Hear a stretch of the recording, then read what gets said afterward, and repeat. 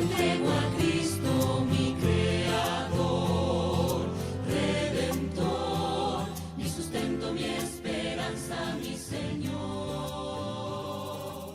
porque puedo ver su amor. Buenos días, amigos. Vamos a comenzar hoy sábado a la mañana nuestro programa de la palabra en casa. Y para ello vamos a darle la oportunidad de orar a nuestra amiga Ale. Comenzaremos con una oración. Inclinemos el rostro para orar. Padre nuestro que estás en los cielos, gracias Señor por este precioso sábado que nos regalas y la oportunidad maravillosa de poder juntarnos para alabar tu nombre. Te invitamos aquí, que estés con nosotros a través de tu Espíritu Santo, para que al abrir tu palabra podamos entender lo que quieres decirnos. En el nombre de Jesús. Amén. Amén. Bien, vamos a hacer el repaso de lo que hemos hecho estas semanas atrás sobre la profecía de Daniel de los 2300 días. ¿De acuerdo? ¿Tenéis vuestras Biblias? No, Bueno, sí, está compartiendo mamá. Vimos que en Daniel 8:14, ¿cómo decía el versículo? Lee ese, por favor.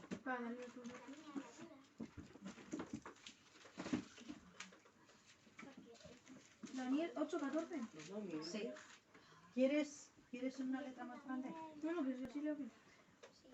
Y él dijo, hasta 2300 tardes y mañanas, luego el santuario será purificado.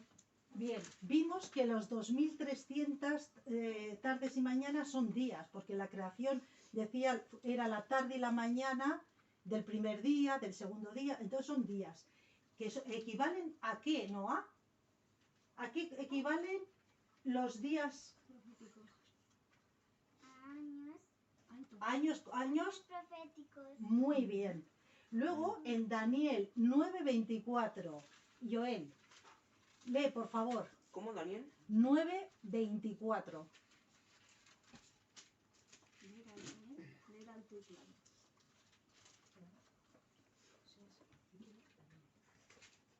Su poder se fortalecerá más con fuerza propia, causará grandes ruinas. 9:24. Estás en otro capítulo.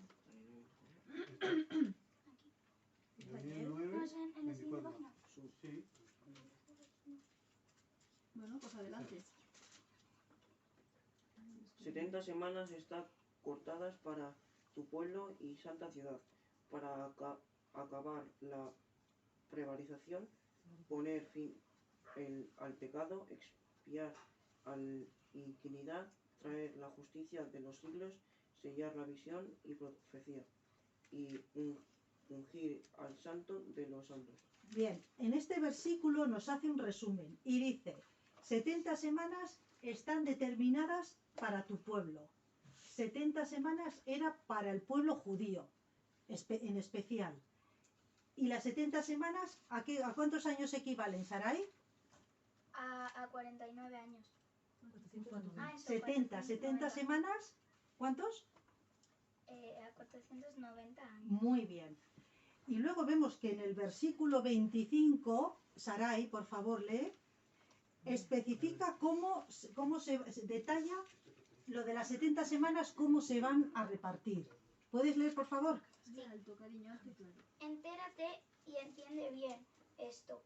Desde que se promulgó el decreto de restaurar y reconstruir Jerusalén hasta la llegada de un príncipe ungido, pasarán 7 semanas y 62 semanas. Será reconstruida con sus calles y fosos, pero en momentos difíciles.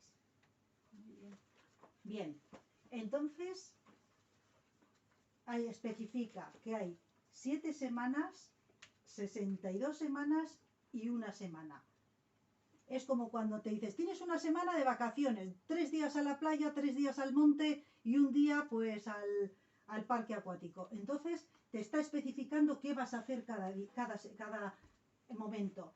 Y en las 7 primeras semanas, 7 semanas, ¿cuántos años son?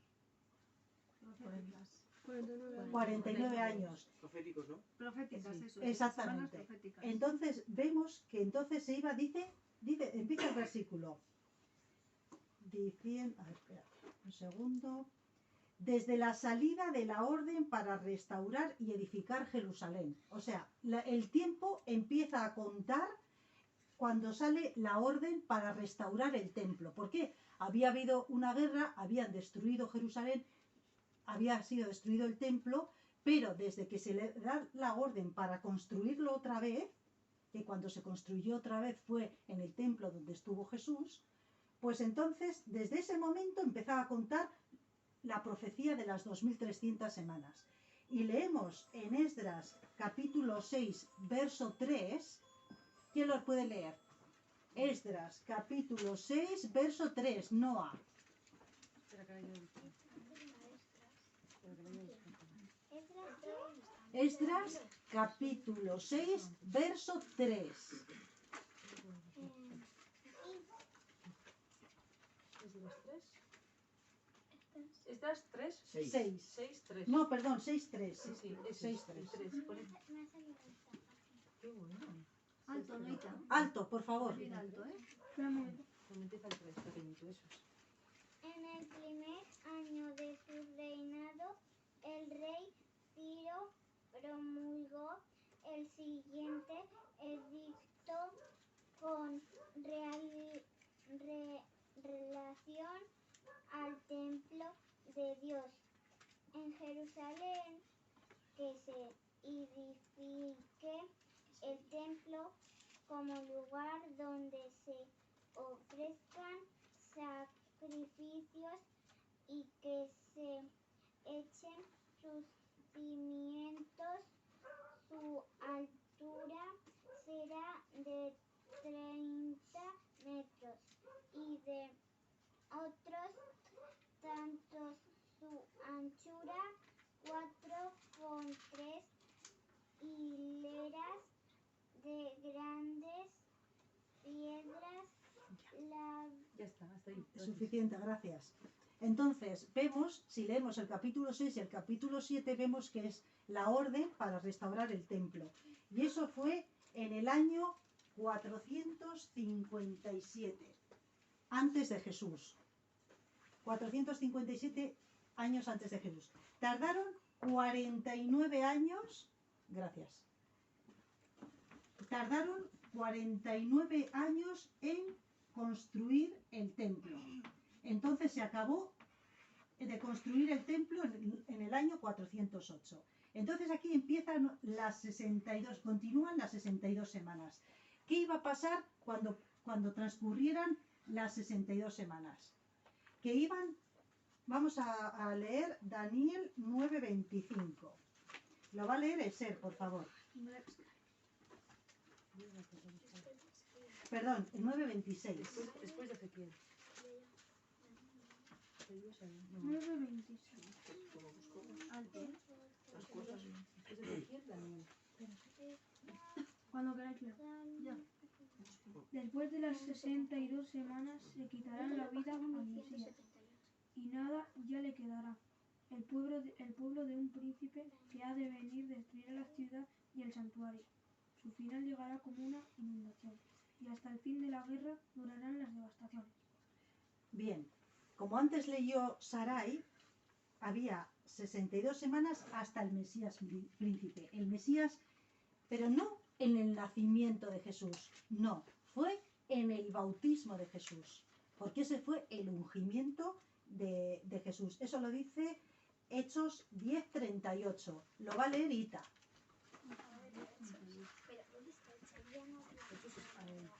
Hechos capítulo 10:38.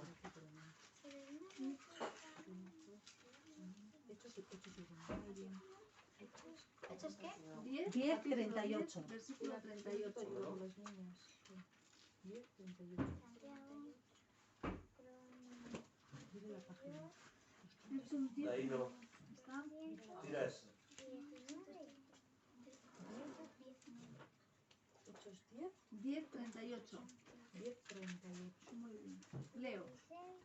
Y como Dios ungió con el Espíritu Santo y con poder a Jesús de Nazaret, y como éste anduvo haciendo bienes y sanando a todos los oprimidos por el diablo, porque Dios estaba con él. nos quedamos con la primera parte. ¿Qué dice? La primera parte, como Dios ungió con el Espíritu Santo y con poder a Jesús de Nazaret. Vale, y el ungimiento fue en el bautismo de Jesús. ¿Os acordáis? Mateo 3:16. Eso fue en el año 27. Eso fue en el año 27, sí. Y lo va a leer Ale. Mateo 3:16. 3.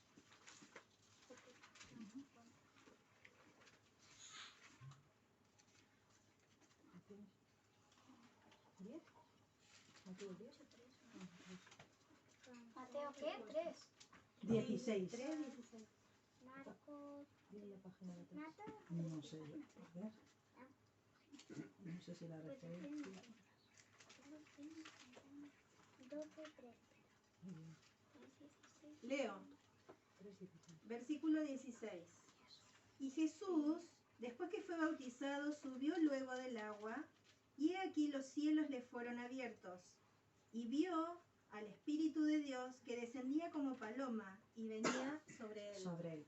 Eso es el ungimiento en el bautismo de Jesús.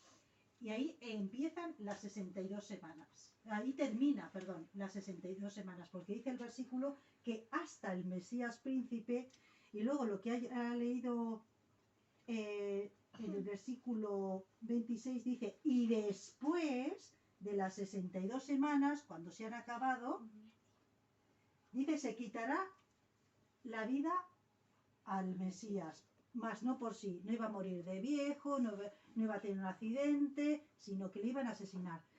Pregunta, Chule. Dime. Si alguien que no conoce la Biblia lo quiere comprobar en un libro de historia, ¿lo podría comprobar? Perfectamente, claro, claro. Que es así fue como los que estudiaron estas profecías llegaron a las conclusiones. Se cogieron los libros de historia, se cogieron la Biblia y empezaron a hacer cuentas y se dieron cuenta de todo lo que había. Saray, ¿tienes alguna pregunta, cielo? Sí, ¿qué es Dime. ungir? Ungir, muy buena pregunta. Ungir a los sacerdotes, a los reyes y a los profetas se les cogía aceite de oliva, del más puro y del más bueno, y se le echaba por la cabeza. Y eso significaba, el aceite representa al Espíritu Santo. Y eso le representaba que estaba comandado por Dios para hacer la obra que tenía que hacer. Bien, vemos que Jesús tenía que morir. Jesús muere en el año 31, ¿vale? Jesús muere en el año 31. Y luego dice el versículo 27. ¿Quién lo lee? Chule. ¿Espera, en qué estamos? 9. Daniel 9, 27. Otra vez también. Daniel 9, 27. Sí. Y por otra semana. ¿Así empieza? Sí, cielo. Vale. ¿Lo lees tú? No. No, ya lo leí. ¿Lo tienen las nenas? Espera, ¿Daniel qué? 9, 27. 27. Estoy buscando el 27. Con la cuerdita. No, pues ya no. Ah, mira, la otra tiene la cuerda. ¿Tienes? 27. 9:27. Por otra semana más confirmará el pacto con muchos. A la mitad de la semana hará cesar el sacrificio y la ofrenda. Después, con la muchedumbre de las abominaciones, vendrá el desolador, hasta que venga la consumación, y lo que está determinado se derrama sobre el desolador. Muy bien, gracias. Entonces ahora estamos centrados en esta última semana. Y dice que por otra semana, o sea, por la última semana que era de los judíos, o sea, para esos 7 años, confirmará el pacto con muchos. A la mitad de la semana hará cesar el sacrificio y la ofrenda. ¿Qué significa? Muy bien. ¿Alguien sospecha que puede ser que hace cesar el sacrificio y la ofrenda? Espera, yo primero tengo una pregunta. ¿Qué es confirmar el pacto? ¿Vale? Porque Dios tenía un pacto que iba a venir a salvar a la gente y eso es confirmar el pacto. Es una idea que me viene. Cuando ¿Alguno vino tenéis Jesús, otras ideas? Cuando vino Jesús a demostrar que la ley de Dios es justa y aún así le crucificaron, pero él había dejado claro que había venido a salvar a la humanidad y a confirmar el pacto de Claro, salvación que claro. tenía Dios con la humanidad. Claro. Y Jesús lo confirmó hasta la muerte. Claro. Ok. ¿Y podemos saber dónde por primera vez habla de ese pacto? Muy bueno. ¿Alguien tiene ¿Tienes idea? una idea? Dilo. Tenéis que ir muy atrás, Sí. muy atrás. ¿Cuánto más atrás? El Al Padre, Génesis. Al el- Génesis. Exactamente. Al Génesis. ¿Alguien quiere leer? ¿Podéis leer un versículo que hable de la primera vez que Dios... el Dios, Padre de la- los judíos, ¿alguien sabe quién es el Padre de los judíos? No, más atrás, más Ah, atrás. empieza por Abraham. Sí, Abraham. pero Pero antes. Antes. Claro. Pero en el medio intercalado. ¿Génesis qué? A ver, Cuando ¿qué desobedecieron. pasa? En Génesis.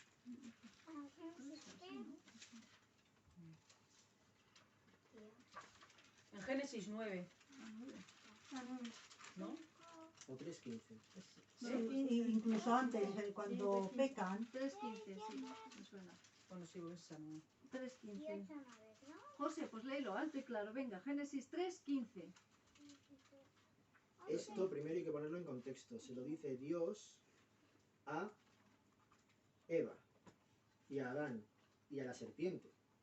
Y esto en concreto se lo dice directamente a la serpiente que tentó a Eva. No se lo está diciendo ni a Eva ni a Adán directamente.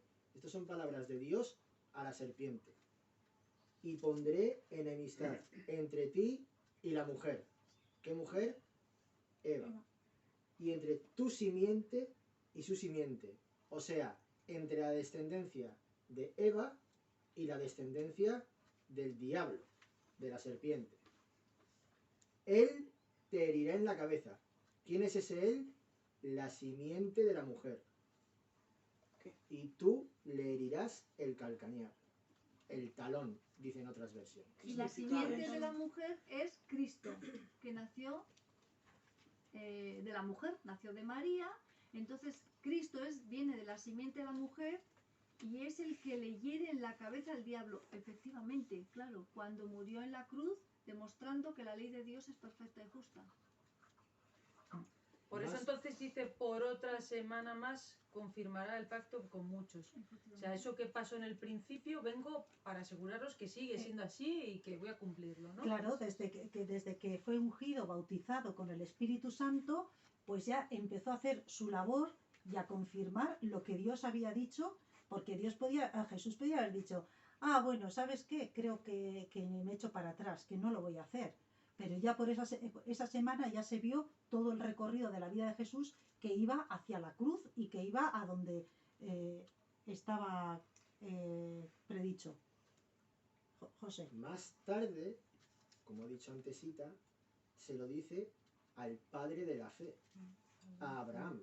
De hecho, Dios usa el término cuando habla con Abraham, que es haré pacto, porque es Dios el que hace el pacto con Abraham. Es Dios el que ofrece el pacto a Abraham.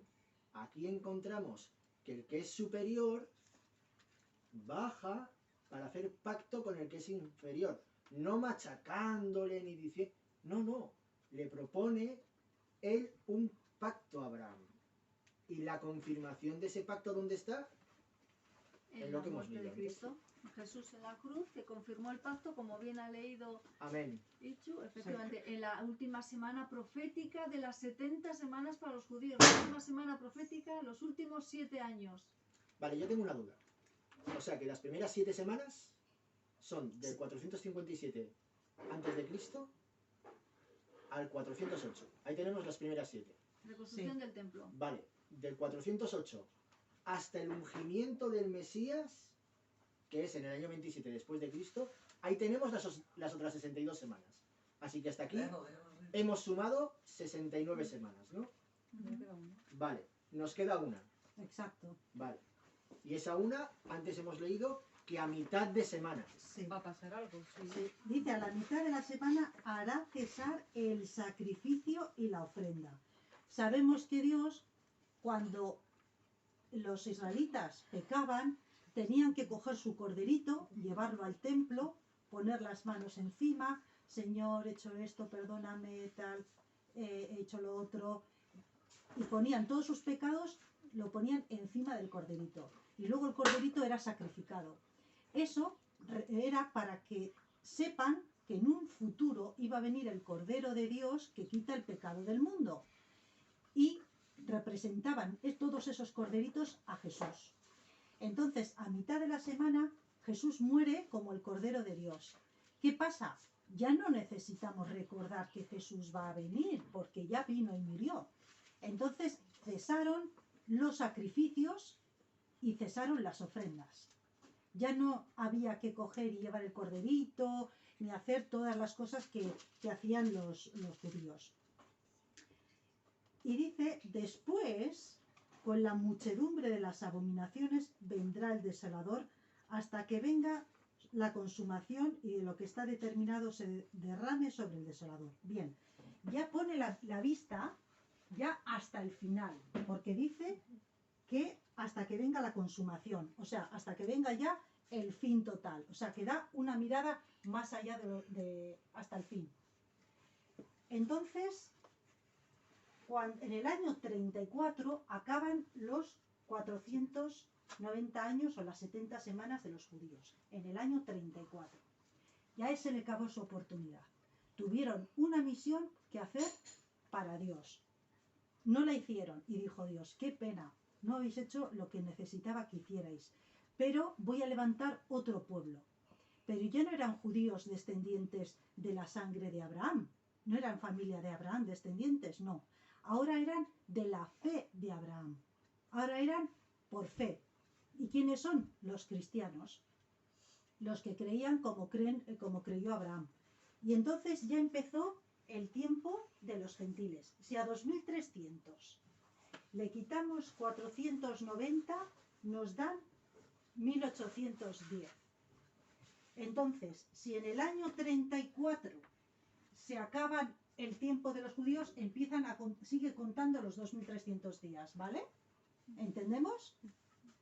Entonces, llegamos al año 34, le sumamos 1810 y llega al año, ¿qué año? 1844. ¿Qué ocurrió en el año Pero 1844? yo tengo una pregunta primero. Dime. ¿Qué puso fin a las 70 semanas? ¿Qué es lo que pasó en el año 34 para que sepamos que eso finaliza las 70 semanas? Buena pregunta. En Hechos no lo especifica así tal cual, pero sí.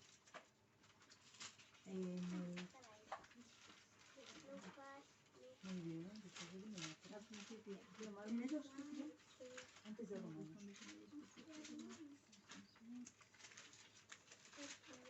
Muy bien, muy bien. ¿Hechos qué, tía? Capítulo 7. ¿7? 7. Y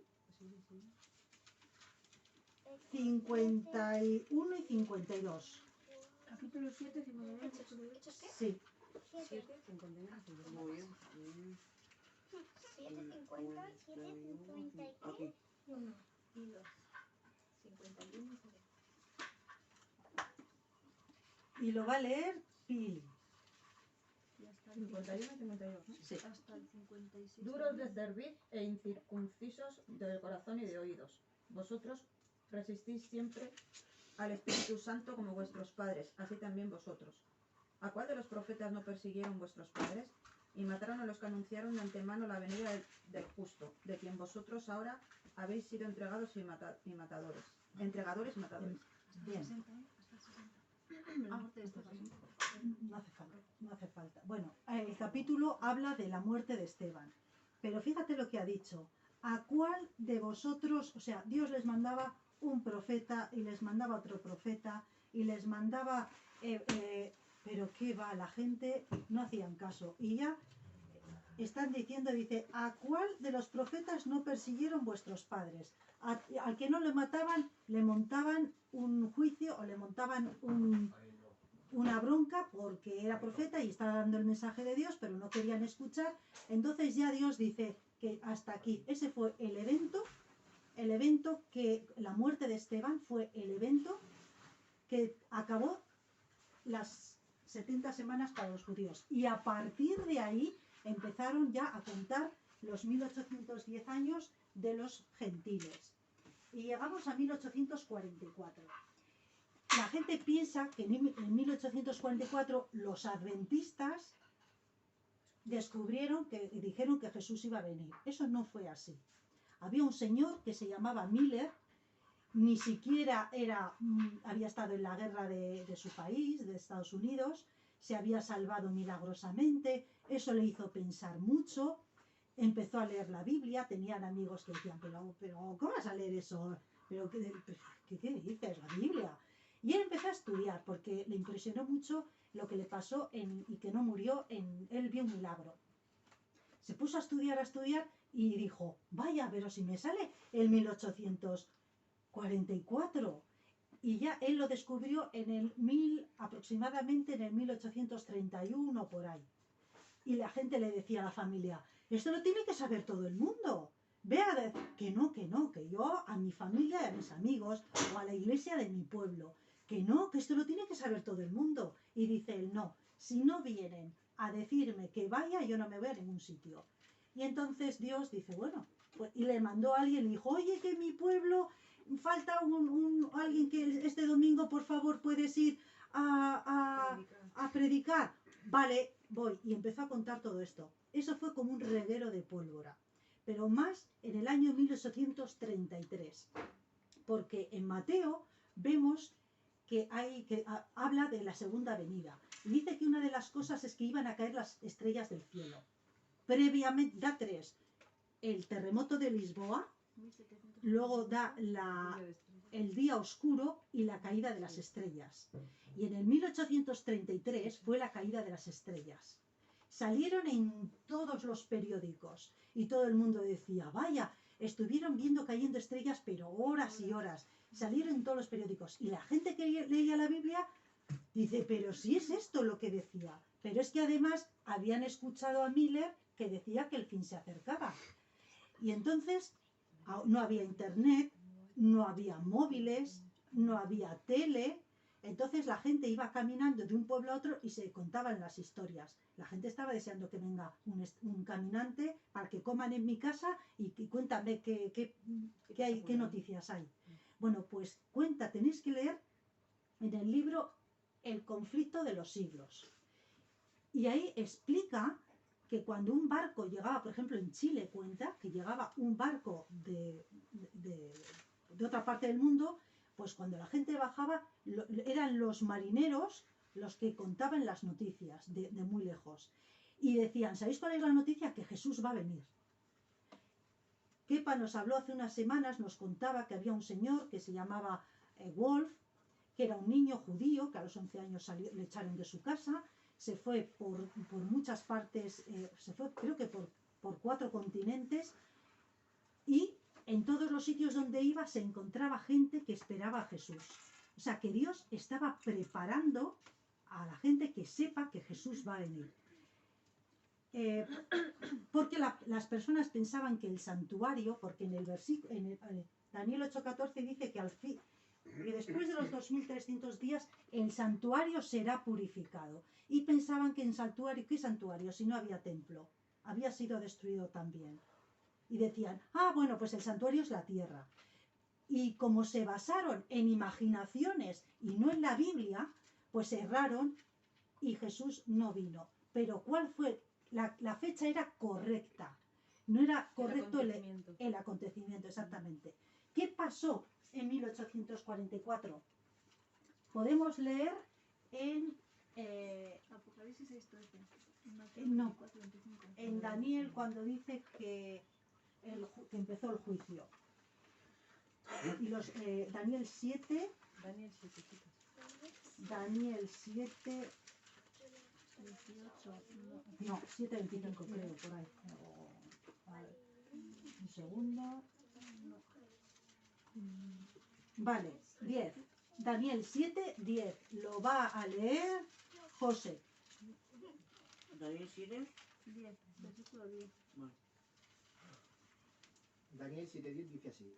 Un río de fuego procedía y salía delante No, pero... de él. ¿Te he dicho 7:10? Sí, sí. Ah, vale. Millares de millares le servían y millones de millones asistían delante de él.